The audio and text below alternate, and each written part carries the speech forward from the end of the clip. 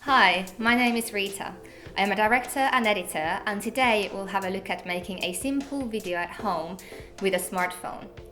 This video is part of Collusion's Art Tech Play series to support artists making their own videos, but anyone who would like to make videos at home with the equipment they have at hand can benefit from these tips and tricks.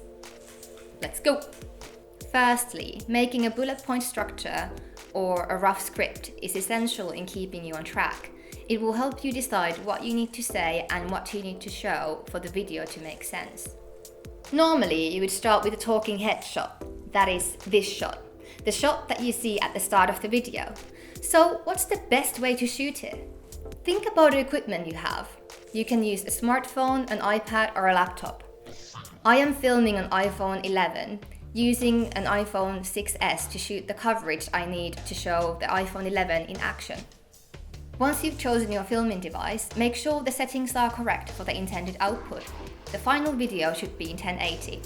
I am shooting in 4K, so I will have the option to crop in.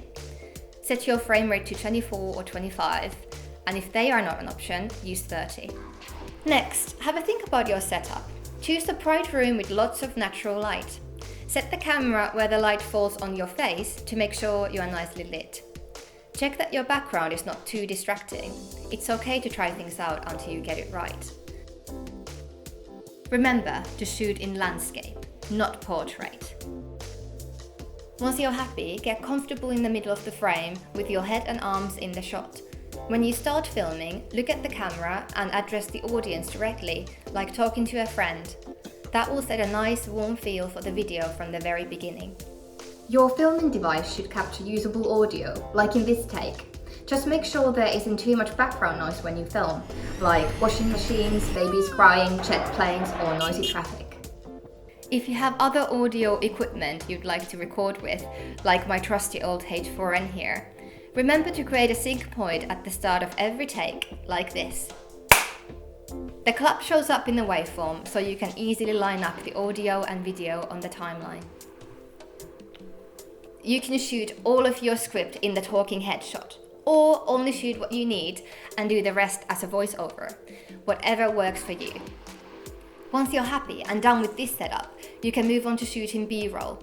And speaking of B-roll, remember to explain any terminology that the audience needs to understand. In this case, B-roll is the opposite of the talking head shot. So it could be anything from footage that you shoot specifically for this video, existing footage, screen recordings, or still images. It's a wrap, off to the edit. I am editing on Premiere, but you can choose any editing software you like. Import all your media and get started. When you start making cuts, there is only one rule. Use hard cuts instead of dissolves or other transitions. Start off the video, hard cut. Cut into B-roll, hard cut. Cutting from B-roll back to the talking headshot, hard cut. Cutting from a talking headshot to a talking headshot, hard cut. The latter results in a jump cut, and that is absolutely fine. Only use dissolves between bits of B-roll if you feel it creates a better flow for your sequence. You can also experiment with split screens.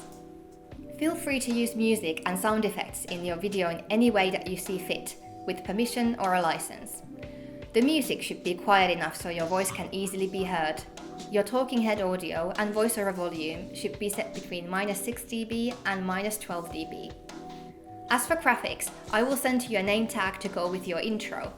Place the file at the start of your timeline without a fade, so it will begin at the same time as the video. Keep it up for the duration of the talking headshot, cutting away when you first go to B-roll.